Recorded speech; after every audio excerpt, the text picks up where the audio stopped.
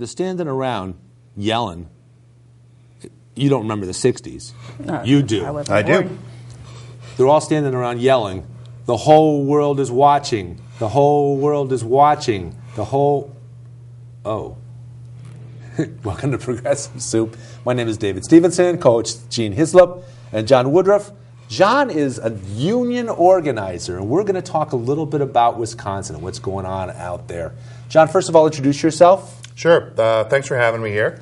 My name is John Woodruff. I'm an international rep with the UE, which stands for the United Electrical Radio and Machine Workers. That's a mouthful. Of America. That's a mouthful. We shortened that years ago, actually. We found out on the strike line in the 30s it was hard to chant that. Our members got tired pretty quick. And all the letters didn't work. It was like UERMWA or something. So we became known as the UE. But yeah, I mean, what's happening out in Wisconsin, from my point of view as a trade unionist, is one of the most exciting things that's happened in a long time, decades, generations. I'm talking with, I represent a lot of public sector workers here in Connecticut, so we're having a lot of conversations about it. And I'm comparing it to the public sector's PATCO moment, right? If you remember when Reagan fired the air traffic controllers. And basically organized labor at the time really didn't do much. There was some discussion about a general strike, but it didn't end up happening. And from that point on, membership in private sector unions went into a rapid decline. Can we explain for our viewers what is a public sector and how that differs from other segments of the labor unions? Sure. The right to organize, the right to collective bargaining came into place in the mid-30s. I think it was 1935 under the Wagner Act. But it was only for the private sector folks, people that work in manufacturing and that kind of stuff. Public sector, they didn't have the right to unionize. There is no national law like the Wagner Act, right? There's a National Labor Relations Board, covers private sector workers coast to coast. There's no comparable law that governs public sector workers. Each state sets up its own system of collective bargaining. And that didn't happen for another 20 to 30 years. In the 50s or 60s, individual states started putting these collective bargaining laws together. Interesting enough, at least here in Connecticut, one of the first unions to really push forward here was the teachers' unions. If you remember about 30, 40 years ago, teachers, by and large, made very little money. It was horrible wages. Benefits were horrible. They were treated terribly. There was no respect for them. And a lot of that being the reflection of the fact that most teachers, back then my mom was a teacher, was the fact that most teachers were women. That's correct. And absolutely. Finally, when they had a shortage of teachers in the 60s and 70s, then you started to see an infiltration into the teaching ranks of more men, which probably aided to the idea of teachers getting a little bit more respect and a little bit more need to earn more money and a little bit more bargaining muscle, so to speak. I guess I disagree on that it was an influx of men, although it did happen. Yeah. I think it was when they went out on strike. They went out on illegal strikes, if you remember, and pretty much shut the state down. Schools weren't opening, kids were home, the teachers showed up at schools, the school bus came, and they brought them to jail, right? So then the system of collective bargaining said, look, you need to get together, teachers' unions sit down with the local school boards and hammer out a contract to get these schools open in time. This is an essential service.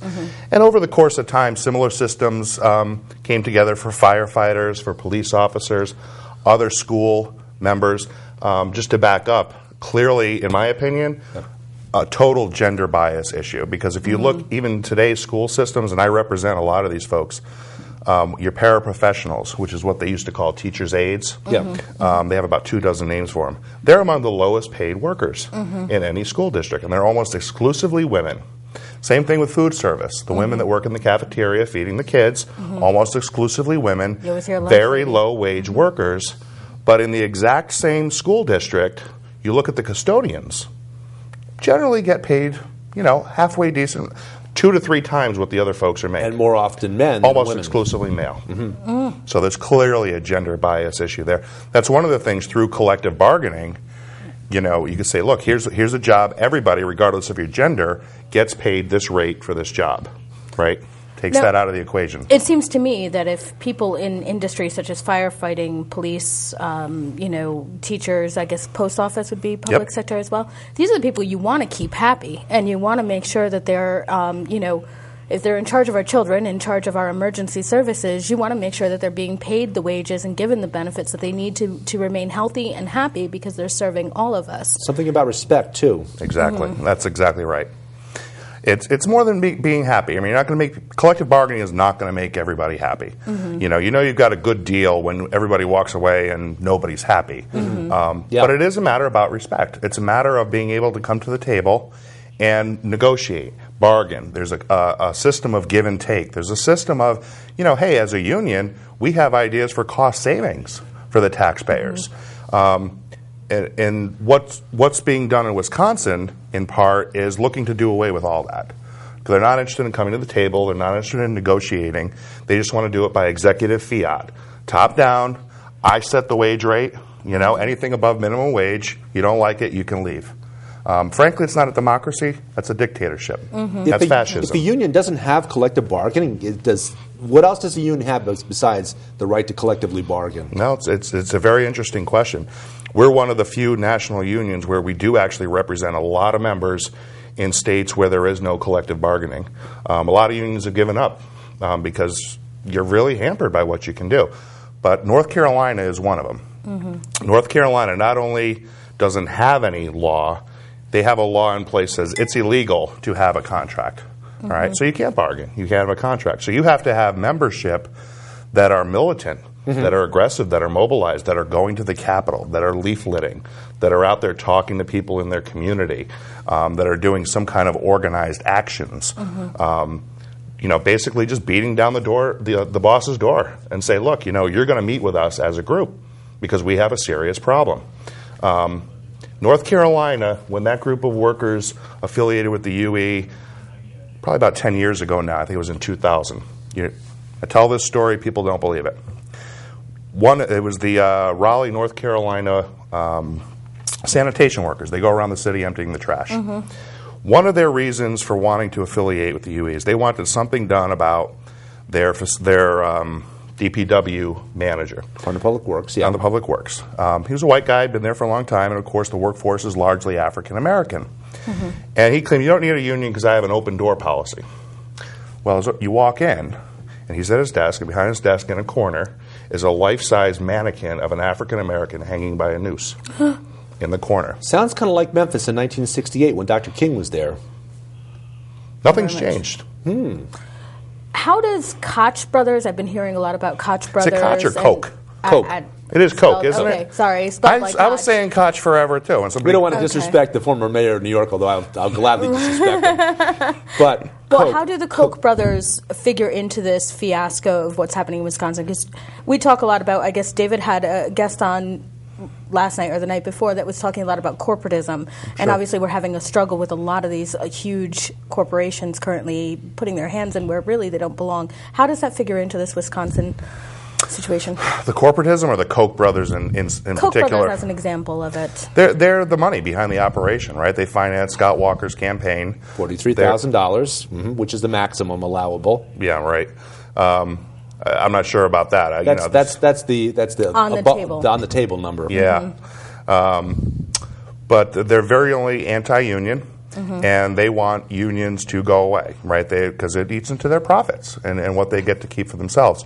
There's also thinking out there, and I just heard this today, that something to do. There's another law that's being passed too that may allow them to get into the public utilities market out there in Wisconsin. Did you guys hear about that? I just saw that today. No bid. No bid. They would just get it. Sweetheart deal. No bid contracts. The utilities don't even have. These are public utilities that are owned by the people of Wisconsin, and they would go not to the highest bidder in an open bidding situation, but right to the Koch brothers. So it's pretty much safe to say, if we're looking at this from that aspect, this is not a matter of needed budget cuts and any kind of politicking. It's actually another example of corporatism affecting. Well, there's a big chunk of pie out there in terms of public employees, wages, benefits, and most importantly, their pension plans that these guys want a piece of, right? They want to give it to their criminal friends on Wall Street because they don't have enough. I don't know if I can say so more. This is almost ground zero for the middle class fighting back. Then The working class. The working class. Working class. Yeah, this is the moment the working class has got to come together. The media, at least as far as I've seen it, really is doing its best. And both sides of the media, right? The conservative analysts, why it's great. But they're all corporate. They're all corporate. They're painting us, them, right? Public sector versus everybody else. And I'm here to tell you, I represent just in Connecticut about 2,000 public sector union members. These are not the rich fat cats that they're talking about on the news. All right, a paraprofessional, keeping in mind they only work probably 6 hours a day, sometimes 7, only 10 months out of the year, may gross $15,000 to $20,000 for that year. Right. Anything more than that is a good money, and out of that they have to pay for their own benefits. Right. This farce that they're talking about. So the benefit packages sounds fairly scant. Yeah, it's almost non-existent in some cases, and it's not one size fits all. Every school district, is different. You sit down, you bargain a contract. It's, not all public sector workers fall into the same boat. Custodians, even though the comparison I made earlier, they're still relatively low wage. They may make $20 an hour. School secretary is about the same. Food service, substantially less than that. These are not high-paid folks. And they'll give 30, in some cases 40 years or more of their life to their local community, serving the kids in a board of education. Or if a DPW worker, right, they're out there plowing. We all saw this past winter, right? We sure didn't want to have to lay any of them off. Absolutely. We want them out there plowing and sanding and salting. These guys are not rich. They're not making huge amounts of money. Right.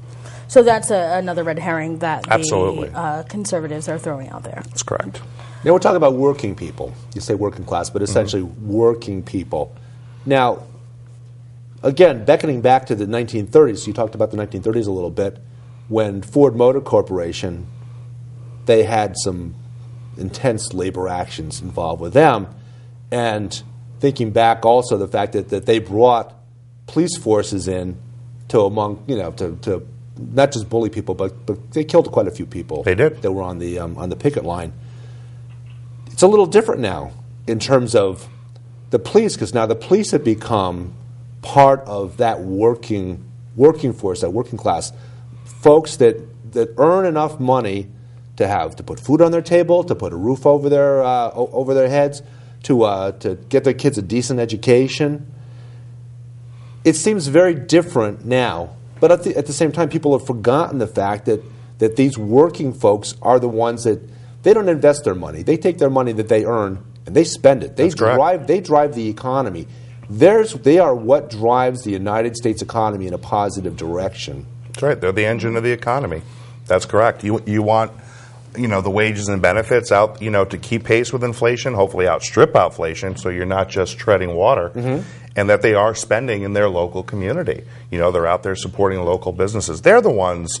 Contrary to this trickle-down theory, it's the average people, it's us, right, that pool our resources and put each other to work. Reagan with his trickle-down economics. Yeah, we know what was trickling down on us. Yeah, exactly. And in fact, economics since then have been more trickle-up rather than trickle-down. And it's usually the working class that actually opens smaller businesses too. They put their life savings into opening their smaller business, which does put other people to work. So it's not just a matter of going to spend in stores; it's actually opening them. They create. So I think the number is about 70% of the jobs in America are created by small businesses, not by large corporations, not by Coke Industries, right? Absolutely. But by mom and pop stores that hire people.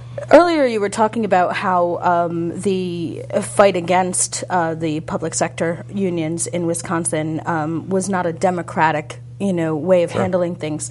Watching the news this week, there's been some very disturbing information. Stories about windows in the Capitol Rotunda being welded shut so that protesters would not be able to get food and notes out and such who had occupied the building. What other kind of civil rights violations have you been, if you've been watching the news, have you been seeing happen in Wisconsin currently? Well, actually, I'm kind of surprised, that I was expecting them to take a stronger hand. Part of me actually was hoping that they did. Something for us to get out there and push back against, to really expose this. I think the guy in charge, to me, he's a fascist. He's a dictator. Walker. It's his way That's or the a pretty highway. heavy word to use. That would be Walker. That's my opinion. That's a pretty heavy word to use, and I don't disagree with you, but I think we need to be a little cautious about because Well, you'll let's say find he's that acting in a fascist manner. Then the judge of behavior rather than the individual. That's fair enough. And historically, the trade unions are the first ones. You know, if there's an organization that wants to tend towards fascism, the trade unions are the first ones they come after to either eliminate altogether or marginalize or co-opt. We have a member of ours. You guys may remember the story from a couple of years ago, where a group of workers took over a plant in Chicago. They just occupied the factory. It was called Republic Windows and Doors. Yes. That was us. That was our UE workers. Okay. And they sent a delegation. We got a bunch of UE folks in Wisconsin right now. But the leader is a guy named Armando Robles, who led that occupation and refused to leave. He's up there at the Capitol, and he's going to stay there. that's awesome. But as far as civil rights violation, they're going to do what they can get away with. And I think we need, the media, you guys, us as working people, talk to each other and make sure that this gets exposed. I mean, the technology is great. You can Twitter it. You could Facebook it. It's all over the place. It's when these tactics happen in the shadows, right? And they're not brought out into the disinfectant of the sunshine that I think they're dangerous. Or not till many years later. Like I don't think the issues with the auto workers really was exposed heavily at the time, because again, you have typically media, typically the newspapers in that case, and television since then, typically, and it's not just now that they're corporate, that they're owned by corporate interests. Now they're just owned by fewer corporate interests, more powerful corporate interests. So there's even less diversity of thought in our media today. But it's all consolidated. Yeah, but they've never really been liberal, I guess is the word I'm looking for. The liberal news media, has it ever existed? I don't think, not in my opinion.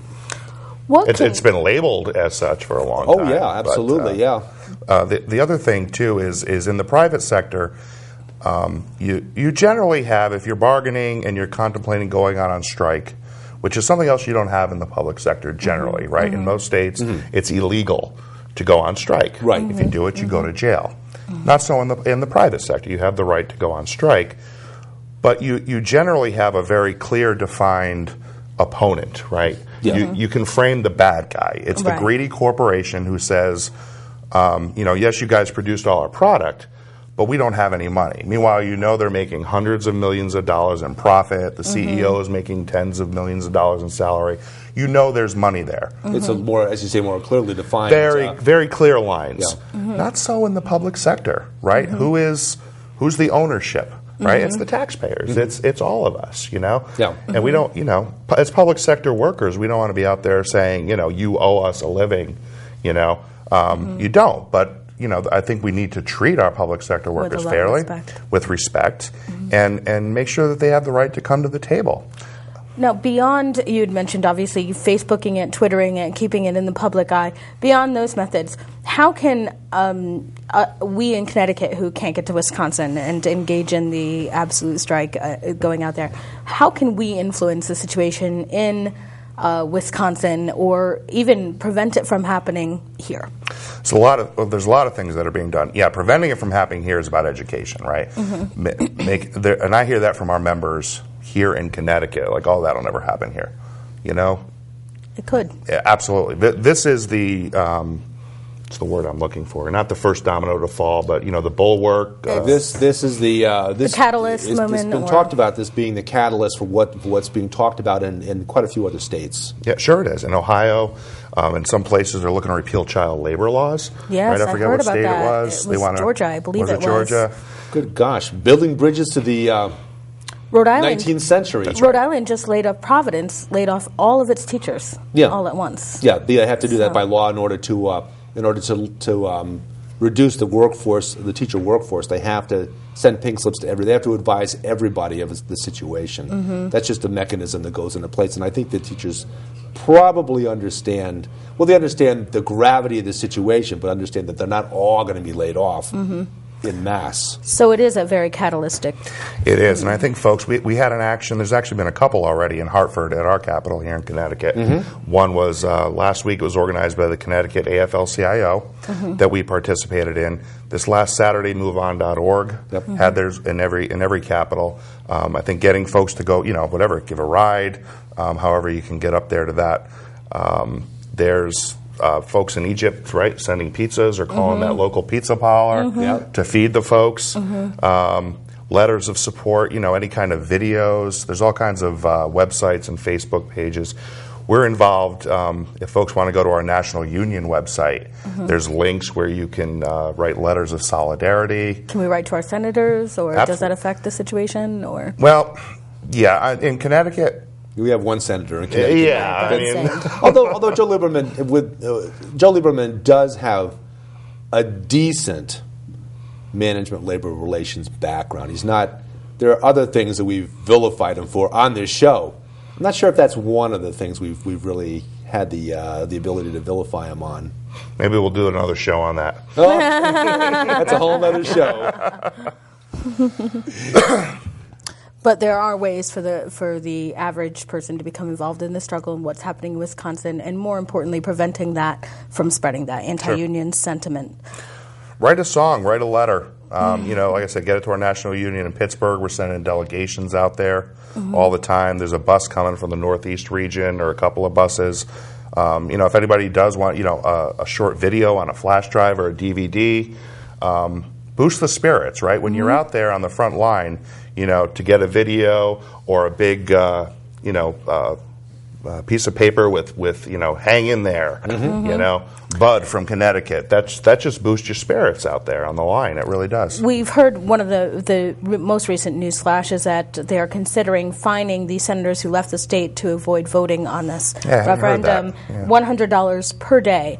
Realistically, do you think that they're going to continue the fight, the Wisconsin 14? I hope they do. Realistically, who knows what they're going to end up doing? Would they send the state troopers looking for them too, right? Yes. They're out there with the bloodhounds trying to sniff them out. Well, that happened in Insane. Texas not too many years ago, about 5 years ago, when Texas redistricted, and they did it in what's called gerrymandering, where they draw districts in order to get the most bang for the buck for the governor's party. And at that time, of course, it was George Bush and then Jeb Bush after him as governor of Texas. And they redistricted in such a way that all of a sudden the Democratic majority in the Texas House of Representatives was flipped. You'd have districts that were drawn so that they were almost exclusively, they're very heavily Democratic, and any district that was marginal, they drew knowing from the voter lists, knowing how to draw the district so that you had 50, 51, 52, 53, 55% Republican representation voting in that district, so that you would end up with more Republicans and fewer Democrats, and it worked very effectively. And it's been done. This is nothing new. It's been done throughout the history of the United States. It's called gerrymandering, and it's a very bad practice. I'm hearing a lot about empathy. Go ahead. I just want to follow up with what Gene said. Yeah. I hope these guys hold out. I hope there's some effort to pass the hat, to pay that fine for them. At the end of the day, if for whatever reason they go back and the Republicans, go ahead and ram this thing through, I don't think the fight has to end there. It shouldn't end there. Right? What would the next steps possibly be? All they're doing is passing a law, all right? And that's happened a lot of times. Been a lot of unjust laws that the working class has had to fight against since the country was born. The law is always a generation or two behind justice. Absolutely. So, they shut down the schools already for the action. Part of me hates to say that. You shut down schools, kids don't learn.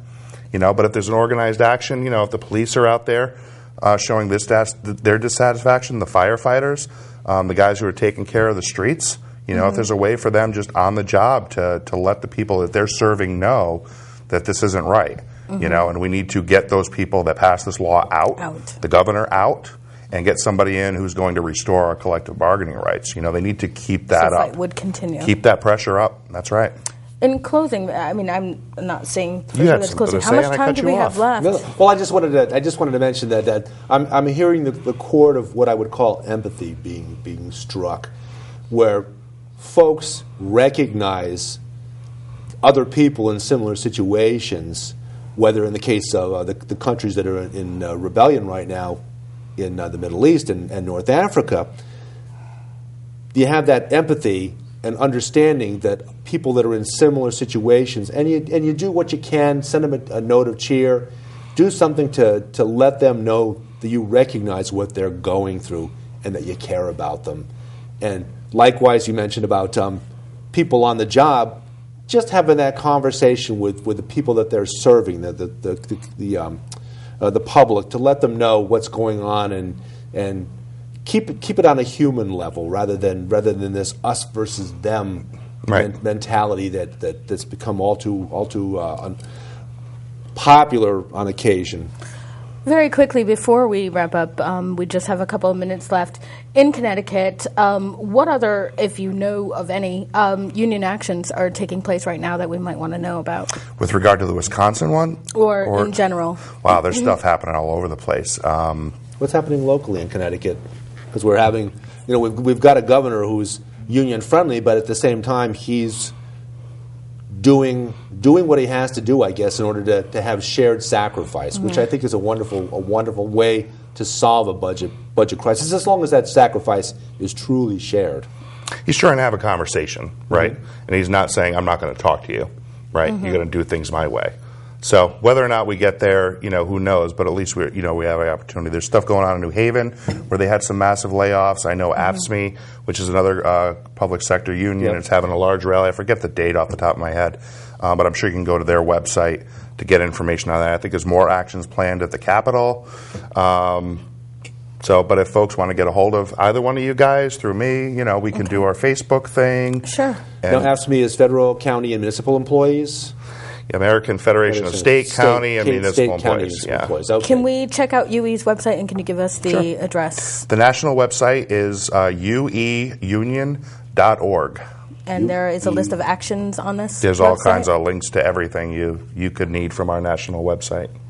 So the last thing I just want to say, guys, is it's a fundamental right to a democratic process in the workplace and freedom of association, right? Workers want to get together, be in a union, associate with each other, and have a voice in work. And that's what being jeopardized in Wisconsin. They don't want you to get together and talk about work, and they don't want you to say anything to them. They want it to be very top down. And we have to fight back against that. This is an attack on our basic freedoms. That tender balance between management and labor, where neither one of them has too much strength.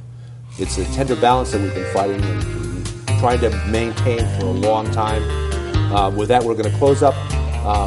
Again, John Woodruff, Gene Hislop, I'm David Stevenson, and thank you for watching Progressive Soup.